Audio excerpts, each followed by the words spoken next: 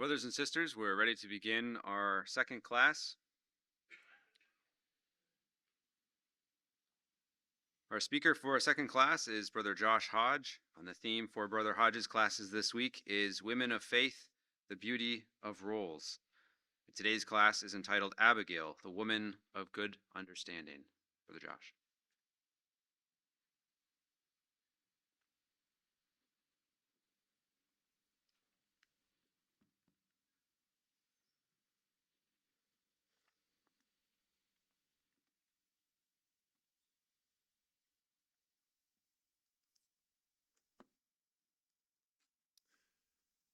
Brothers and sisters, good morning. Today is a special day. Every day is a special day, but today is particularly special because 10 years ago today, I met my woman of good understanding.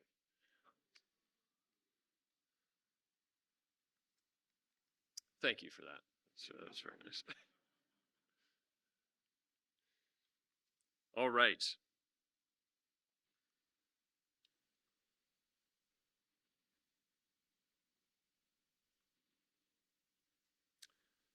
Be not overcome of evil, but overcome evil with good.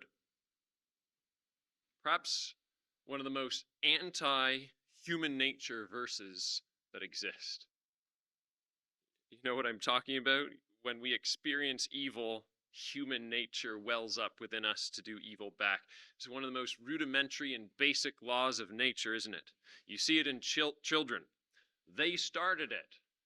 They hit me, so I hit them back. They took my toy. Therefore, I took it back. That's why I responded the way I did. But it's not limited to children, is it? We see it just as much in adults. They took what rightly belonged to me. They made this poor decision that impacted my family. He did this, she did that. Those people accuse me of this. Therefore, I will act. You know what makes something even harder to live by, particularly this verse, is when an opportunity comes, or when evil is presented in the exact same way, a second time. It's much harder to keep resisting that evil. Because the second time we feel even more justified. You think about David, 1 Samuel chapter 26. David was presented with the opportunity to kill Saul for the second time in a short space. 1 Samuel chapter 24, he was presented with the opportunity to kill Saul. 1 Samuel chapter 26, he was presented with the opportunity to kill Saul, to enact revenge on the king of Israel. David was roaming the wilderness, and we have to think about how hard that would be. He's fleeing for his life, no comforts of home. Food wasn't easy to come by. Water wasn't easy to come by. He's leading 600 men that weren't exactly comforting to be with. They were discontented. They were in debt, it says. They were agitated. This was a rough bunch. He was in the wilderness with them, fleeing for his life. And you could just imagine, David could easily feel justified about killing Saul, 1 Samuel 26. Well, okay, I didn't kill him the first time when I had opportunity, but maybe God's telling me to do it this time. He's presented him to me again. And one of my top men is saying, it's a good idea. And not only that, one of his top men, Abigail, says, I'm happy to do it for you, David. You can imagine David saying, okay, well, the blood won't even be on my hands. After all, Samuel told me I'm going to be the next king. This makes sense. This is when it's going to happen. And just a little while ago, the son of Saul, Jonathan, told me, I will be king. Saul's not going to get me. And Jonathan's going to be next to me. I haven't done anything wrong. This is my opportunity. You know what makes things even harder than that, though, brothers and sisters? Have you ever been hungry? Does your patience increase? It doesn't, does it? In fact, it's quite amazing how our patience bar just disappears when we're really hungry. What about when we are tired? We went through the classroom with the teens and they told me all the hours or lack of hours that they slept. We're a little grouchier, a little more agitated, a little more quick to react, aren't we? What about when we're emotionally strained? What about when we're in a trial? When we're worn down, we lose our patience more. And David's patience would have been very low in 1 Samuel chapter 25. So turn there with me in 1 Samuel 25. And I just want to remind you, 1 Samuel 25 is situated between, well, chapter 24 and 26, obviously, but the stories where David is presented to kill Saul. And in 1 Samuel 25, it says that Samuel dies, that Israel is mourning the loss. David loved Samuel. Samuel was the spiritual leader, and David would have looked up to him. David actually went to him at times for advice, and now he's gone. He would have been on edge. We know he was on edge, brothers and sisters. He is about to murder Nabal and everything that belonged to him. How is David going to hold on to the principles of God a second time, and really a third time in the span of 3 chapters? And the answer is found in 1 Samuel chapter 25. Here's our story. Verse 2. There was a man in Maon whose possessions were in Carmel, and the man was very great. He was great in every natural way, great in riches, great in status, great in business, but you know what he wasn't? He wasn't great in the truth, brothers and sisters. Verse 3 says, the name of the man was Nabal. The word Nabal means fool. It's the same word in Proverbs chapter 30, verse 21 and 22. It says, for 3 things the earth is disquieted. The earth can't handle these things. And for 4, it can't bear them. A servant when he reigneth, and a fool, that's the word Nabal. Proverbs 30, verse 22. A fool when he's filled with meat, when he's satisfied. Somebody who thinks he's the best. He's untouchable. Nothing can please him or interest him. Oh, except one person, himself. That's Nabal. And it says at the end of verse 3 that he was churlish. It means cruel, severe, hard-hearted. Is the same word in Exodus 6, verse 9, when Moses speaks to the children of Israel. And they hearken not to him for anguish of spirit and cruel bondage. He's likened to the taskmasters of Egypt. And it says, verse 3, that he was evil in his doings. You couldn't get a more wicked person than Nabal. And it's a contrast to Abigail. You see, he was married to Abigail, it says, verse 3. And Abigail means source of joy, or my father is joy. And we see those 2 root words, the 2 root words that make up the name Abigail, in Proverbs 23, verse 24. The father of the righteous shall greatly rejoice, and he that begetteth a wise child shall have joy of him. Why will the father greatly rejoice? Because their children choose righteousness. Because their child chooses wisdom. Because their child chooses good understanding. And that's what Abigail was. A woman of good understanding, we'll come to see. She brings joy. You know, back in 1 Samuel 25, it says she was a woman of good understanding and of beautiful countenance. This was a woman that was beautiful internally, and she was beautiful externally.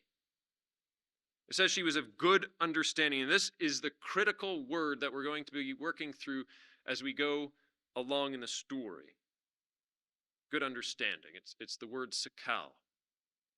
The theological word book of the Old Testament says Sakal relates to an intelligent knowledge of the reason. There's a process of thinking through a complex arrangement of thoughts, resulting in a wise dealing and use of good practical common sense. So what does that mean? This is a type of wisdom that somebody had, and they could see the setting, they could see the context, they could see the characters involved, and they knew when to speak. They knew how to speak. They knew what things to say, how to say them. They could read the situation well, and they could implement God's principles. It says in Proverbs 3, where this word is found, "My son, don't forget my law or my commandments. Let mercy and truth stay with thee. Bind them on thy neck. Write them on the table of thine heart, so that you find sakal understanding." That's the same word, good understanding, in the sight where? Of God and man. So where does this come from? It comes from the word of God. And it comes from understanding mercy and truth. You know, when we use this good understanding in our lives, it's a wellspring of life unto him that hath it. Proverbs 16, verse 22.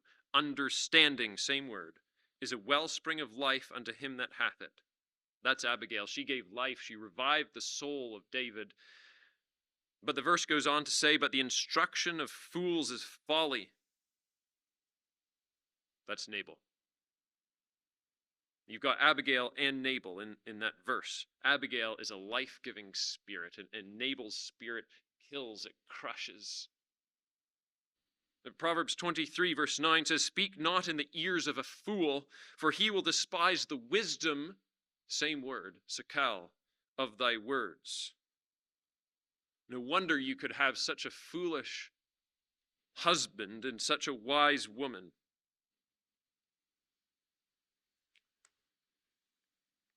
You know, I want to give you one more verse where this word is found. 1 Samuel 18, verse 14. It's actually found there 3 times, the verb form of the word sakal. And it says, "David behaved himself wisely in all his ways, and Yahweh was with him." David was a man of good understanding.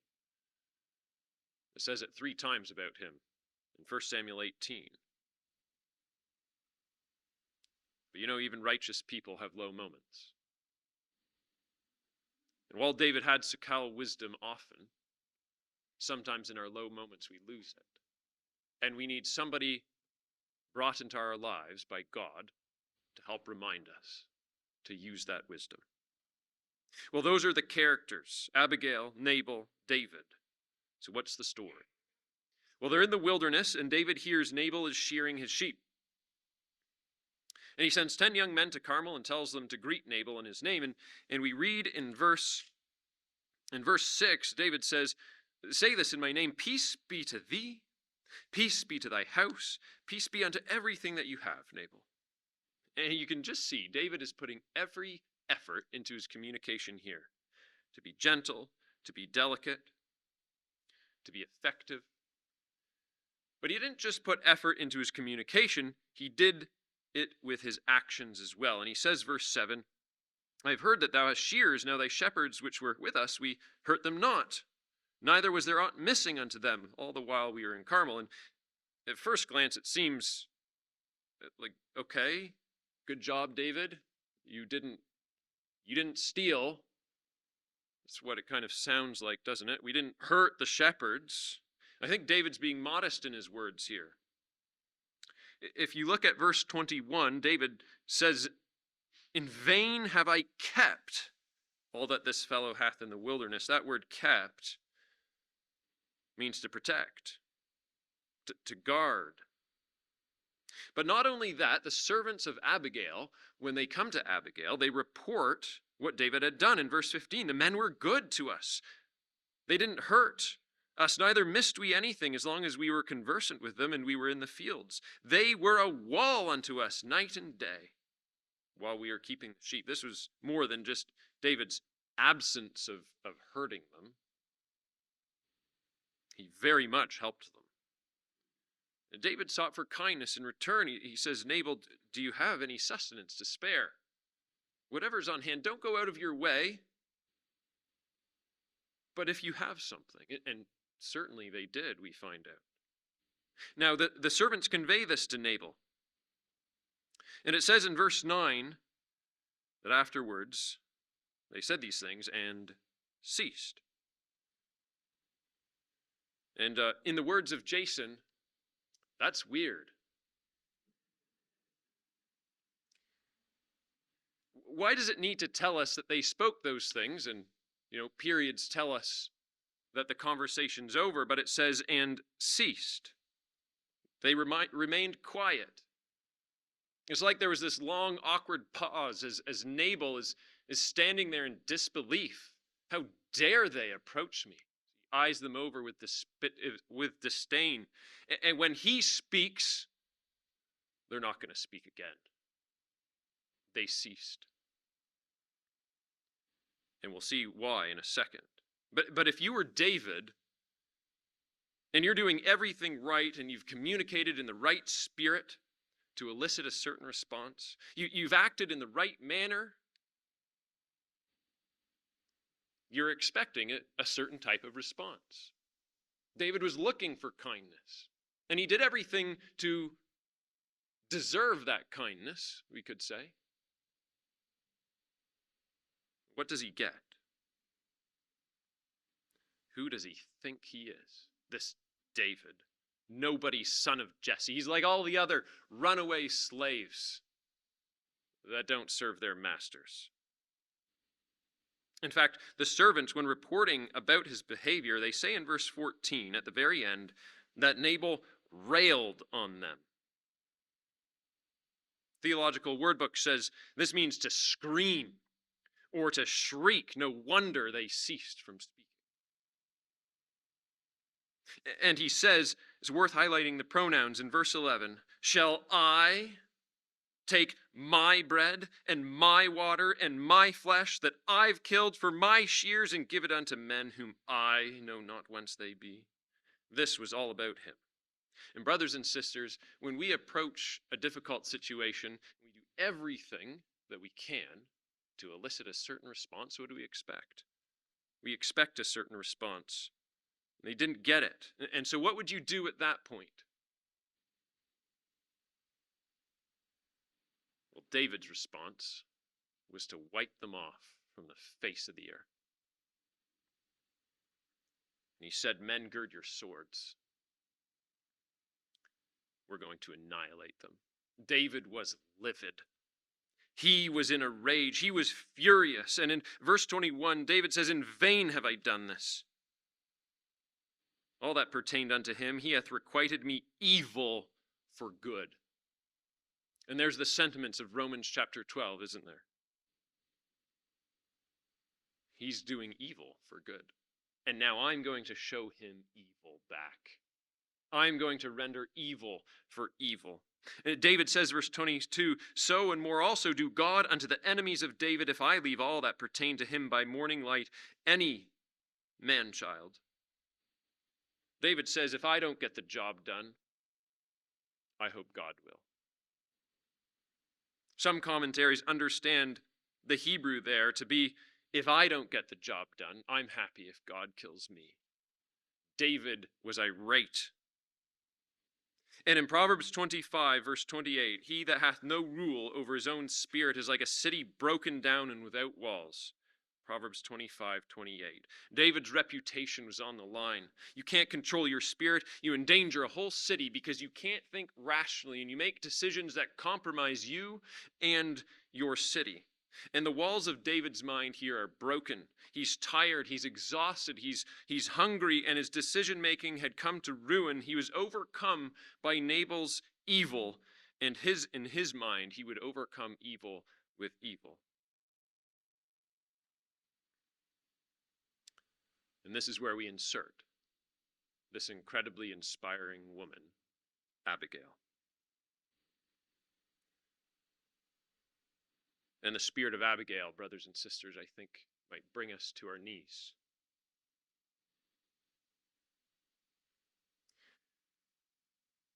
The news of what David was going to do to Nabal had reached her. And we read in verse 16, or verse 17, now therefore know and consider what thou wilt do, for evil, there it is, David was going to render evil for evil, is determined against our master and against all his household. He's such a son of Belial that a man cannot even speak to him. Now, brothers and sisters, I want you to grab your handouts at this point. There's a few more blanks in this class than the other ones. I can't remember the page number, but if you go to the Abigail section, you'll notice there's a chart. Page 38, thank you for that. So if you go to page 38, you'll see a chart, and in the middle of the chart, well, it's empty. And what we're going to go through is all of these principles where Sakal wisdom is at work in the life of Abigail. And we're going to put them up on the screen. And to the left, the column on the left, are all the verses that are supporting what Abigail did in that context. And the verses on the right are supporting principles in Scripture that support these ideas. Now, in verse 17 or verse 18, Abigail made haste and took 200 loaves, 2 bottles of wine, 5 sheep ready dressed, 5 measures of parched corn, 100 clusters of raisins, 200 cakes of figs, and laid them on donkeys. She had that all just ready to go.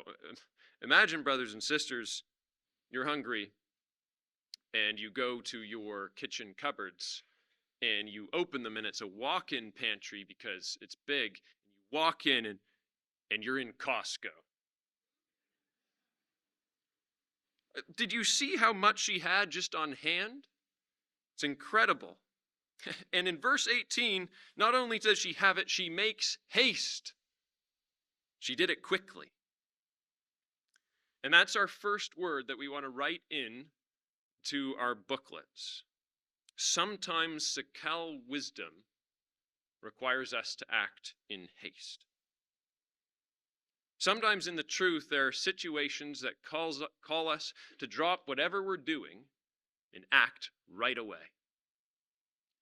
And that's what Abigail did. In verse 23, when she sees David, she hasted.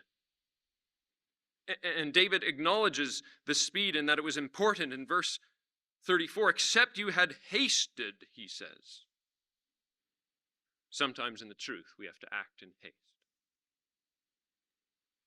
Well, we read in verse 20 that she rides on her donkey and she comes down by the covert of the hill, and behold, David and his men came down against her, and she met them. You just think about that. Sometimes we focus on all the words of Abigail, as we should. But here's this woman riding on a donkey with food, coming to meet an army that's extremely angry and volatile, coming to kill her family. This took bravery. It took great faith to approach a future king and his army while they are on their way for blood. Sometimes Sakal wisdom, brothers and sisters, requires us to be brave, to act in faith. And in verse 23, when Abigail saw David, she hasted and lighted off the donkey and fell before David on her face and bowed herself to the ground and fell at his feet and said, "Upon me, my Lord." She calls him Lord. And in your handouts, she doesn't just call him Lord once. She calls him Lord 14 times in this context. She bows herself before David. You remember David's first interaction? He called David a runaway slave. Here you've got Abigail, who's bowing herself before David and calling him Lord. Sometimes we have to show great humility and respect in the truth. That is what Sakal wisdom would require of us. She bows herself before David, and she says, verse 24, "Upon me let this iniquity be, and let thine handmaid, I pray thee, speak in thine audience, and hear the words of thine handmaid. Give me a chance, even if it's a small chance. Let the sin be upon me." What a remarkable thing. This is a very difficult thing to do, to take the blame when you had nothing to do with it.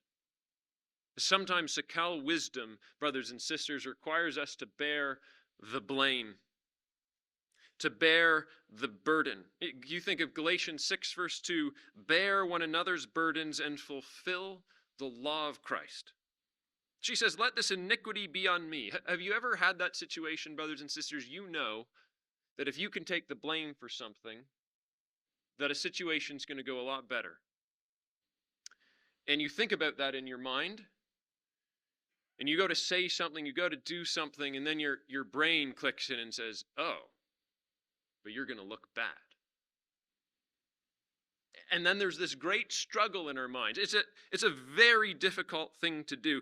And think about the wisdom in this, though. Who was David mad at? He wasn't really mad at Abigail. He was mad at Nabal.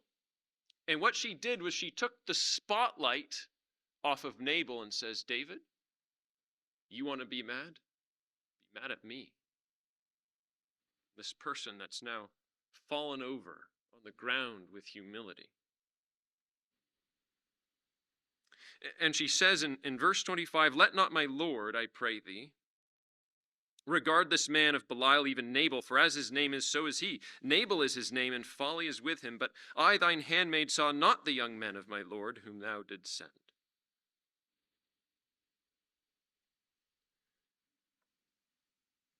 She realizes that Nabal's at fault here. And she doesn't ignore or cover the truth of the situation. She doesn't demonstrate bias because she's defending her husband. She says exactly what he is, a fool.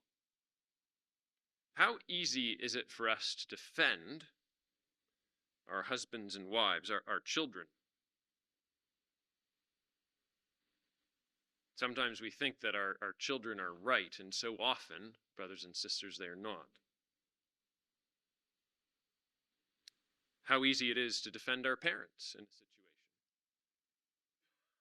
situation. Or a loved one that's really close to us. And Scripture tells us to care and to protect our families, absolutely.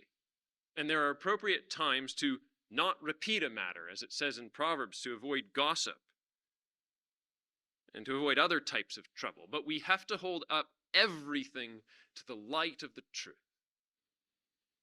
whether it's with our own family or not. And so sometimes Sakal wisdom requires us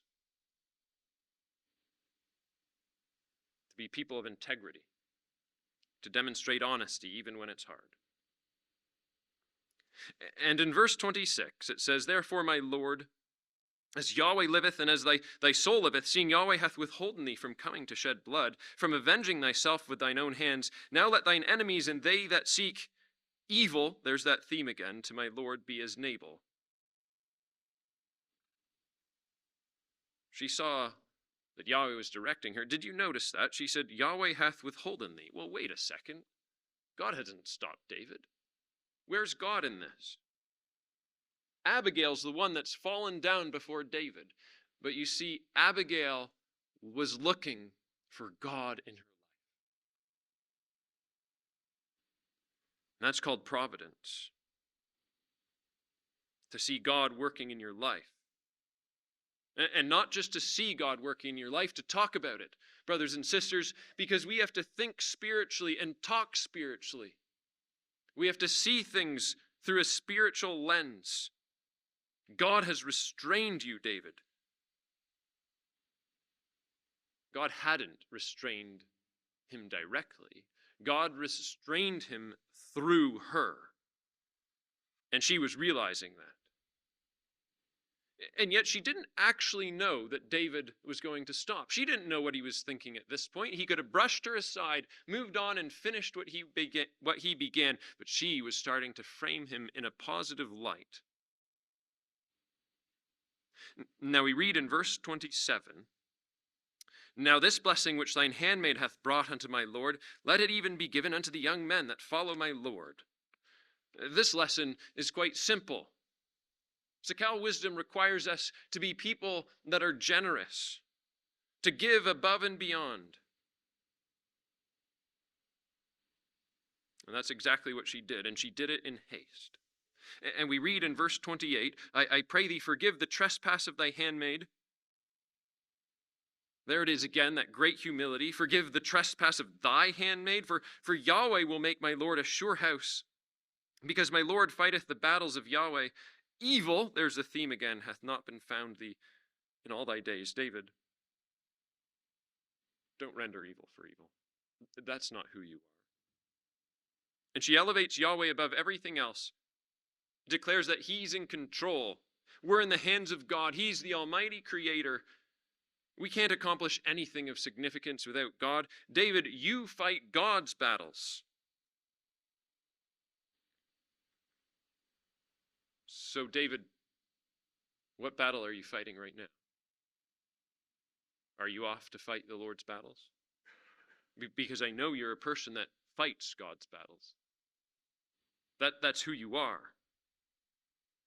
And she aligns David with God's purpose. She doesn't justify his present actions, but she puts him in a spiritual light. She resets him, refreshes his focus in the moment. In verse 30, she reminds him that God has done him so much good.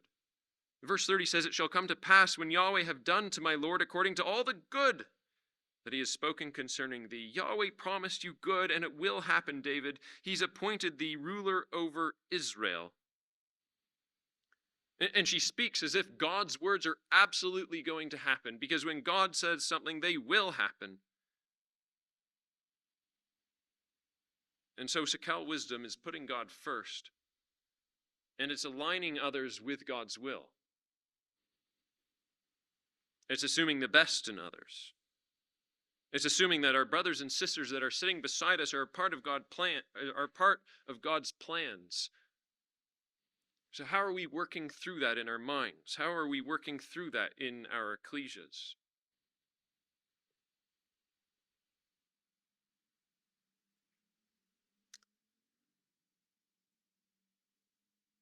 Now, back in verse 28, she says, Yahweh will certainly make my Lord a sure house. A sure house. It's the Hebrew words, Amen Be'eth. And the same words are found in 2 Samuel 7, verse 16. And that's when David was given the covenant. It says, in thine house, Be'eth, and thy kingdom shall be established. Amen. And Abigail was preventing David from ending her house while getting him to think about his house and that his house would be established. She knew it would be, in a very natural sense, at minimum. Verse 30, God's appointed you ruler over Israel. David,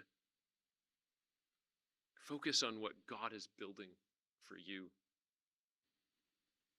God's going to give you a house, David, which is far superior than any satisfaction of revenge.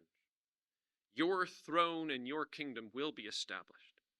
Evil, she says, hath not been found thee all the days. Don't be overcome with evil, but overcome evil with good. And we read in verse 29, yet a man is risen to pursue thee, to seek thy soul. Who was the man pursuing David? It wasn't Nabal. Now she's bringing Saul into the mix. That word pursue can also be translated as persecute. It was Saul that was pursuing David and that was persecuting him, that was dragging him through the mud, that was making his life miserable. She brings it up because she knows that what David's doing is hard. He's under a lot of pressure. His life is difficult. And she's showing care for the challenges in David's life.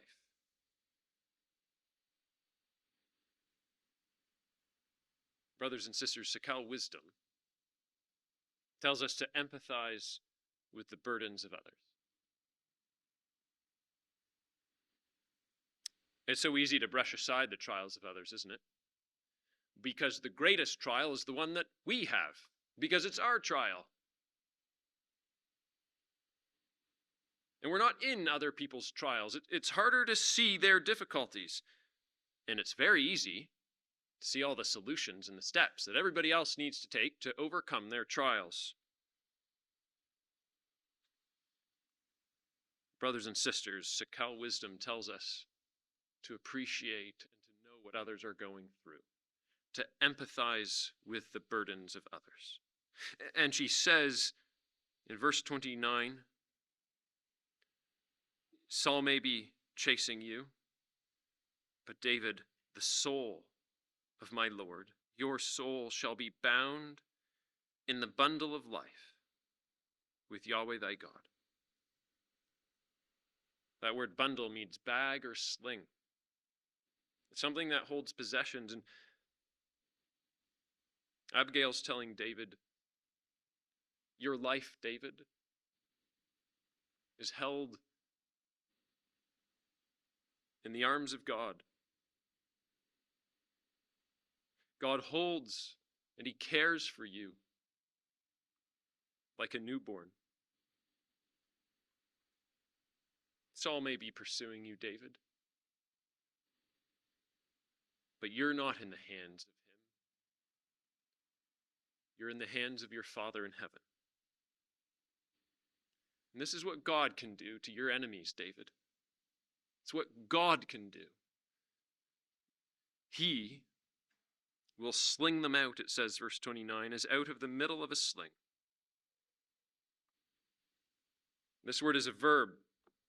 This word occurs 7 total times. In Jeremiah 10, verse 18, it says, thus saith Yahweh, I will sling out the inhabitants of the land this once, and will distress them, that they may find it so. And it's referring to the people of Judah who were idolatrous and disobedient, and God could sling them out. But you know where this word also occurs? It occurs in 1 Samuel 17, verse 49. David put his hand in his bag, took a stone, and he slang it, it says, and smote the Philistine in his forehead. This is the story of Goliath, and Abigail is bringing his mind back to that victory. And that context tells us David understood his life was in the hands of God. And it brings David back to a heroic moment, but also a moment that David realized was a moment that God provided. David had said this back in 1 Samuel 17, Yahweh saves not with sword and spear. The battle is Yahweh's. He will give you into our hands. David, is this God's battle, or is this a personal vendetta? And we read in verse 31, she says, I don't want this to be a grief unto thee, nor offensive heart unto my Lord, either that thou hast shed blood causeless, or that my Lord hath avenged himself. But when Yahweh shall have dealt well with my Lord, when you are now king, which he had just reminded him of, then remember thine handmaid. Remember this moment, David. You don't want this weighing on your conscience or burdening your mind while you rule. Spilling blood without cause, personal revenge without God. God's going to deal well with you. When he does, please remember me. It's how wisdom, brothers and sisters, protects other people from sin.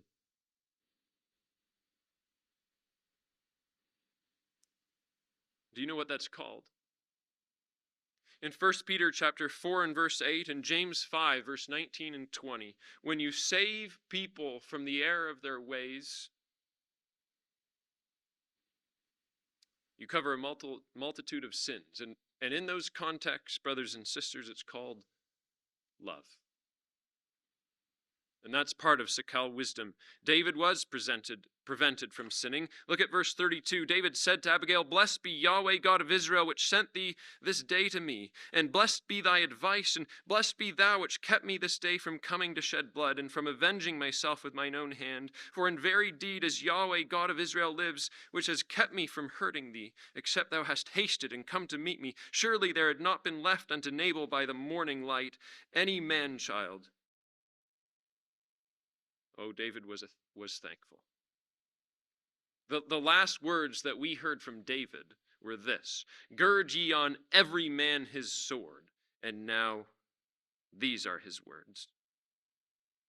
And Abigail had intervened and turned his mind to the words of God. And David acknowledged all of these things in these verses. She was a woman who used wisdom. David said, "Blessed be thy advice."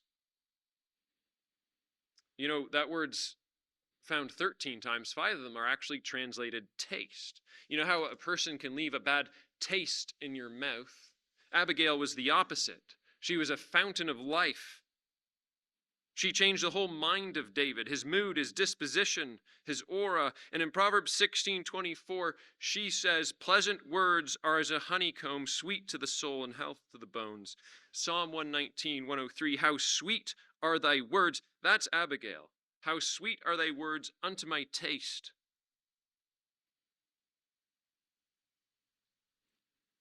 And look at what David says in verse 35. "So David received her hand, that which she had brought, and said unto her, Go up in peace to thine house. See, I have hearkened to thy voice, and accepted thy person." Does that remind you of anything? It was wrong for Adam to listen to the voice of his wife in Genesis 3. It was wrong for Abraham to listen to the voice of his wife because it was poor leadership decisions in that moment. But it was right for David to listen to the voice of Abigail, the one who would become his wife. You see, it's not about whether we listen to wives or sisters or mothers. It's whether or not the words are sound and scriptural and filled with wisdom like Abigail, if they've been thought through. The man would be very prudent to hearken to the voice of his wife when it's true and holy and filled with Sakal wisdom. And in so doing, he can be a better leader. He can better lead his house. He can better lead the ecclesia. David recognizes, verse 38, "It came to pass after 10 days that Yahweh smote Nabal, and he died." And David says, "Blessed be Yahweh that had pleaded the cause of my reproach from the hand of Nabal, and hath kept back his servant from evil." David knew that he was in jeopardy from rendering evil with evil. And he acknowledges that God stopped him as well and put Abigail in his life.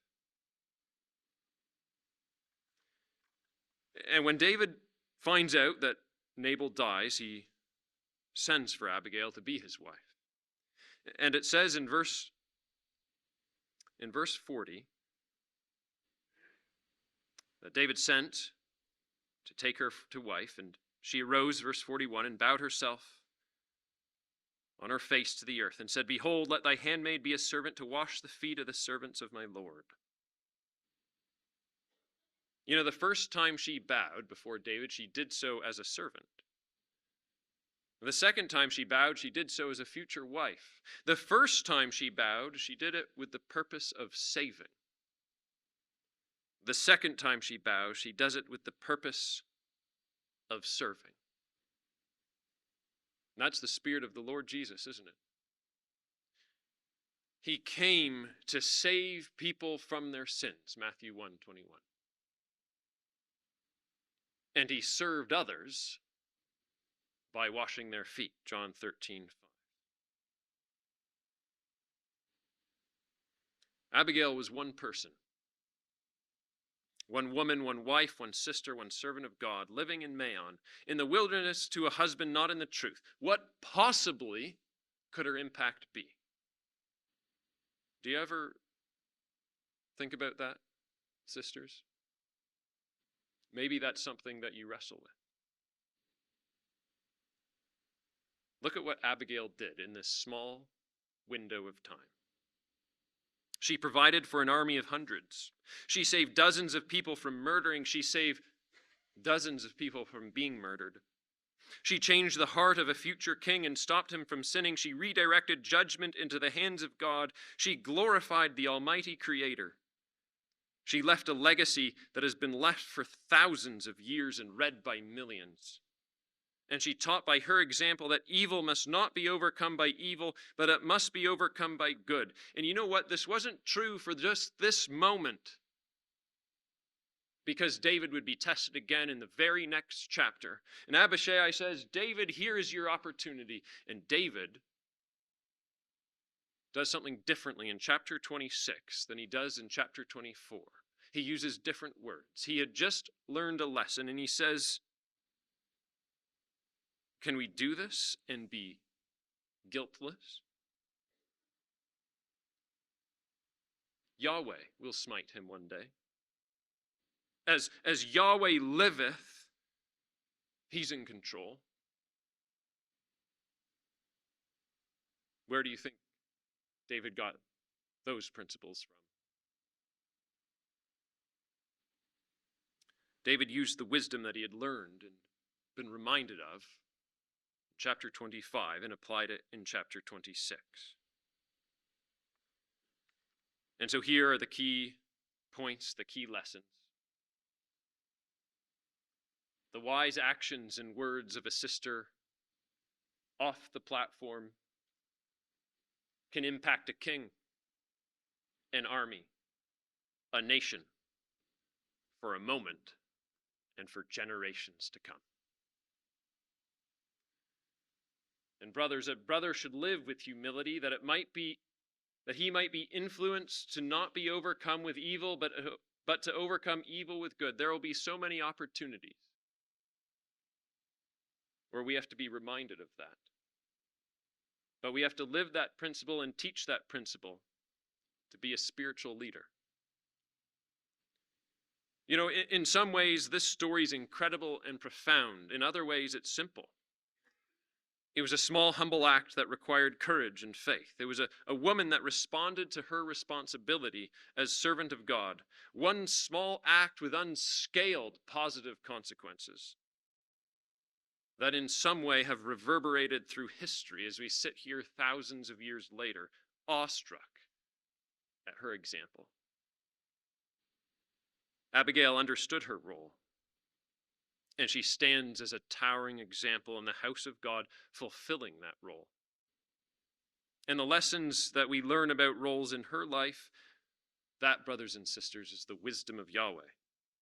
And it's through wisdom that the house of God, which is the ecclesia of the living God, the pillar and ground of the truth, is built, and by understanding that it is established.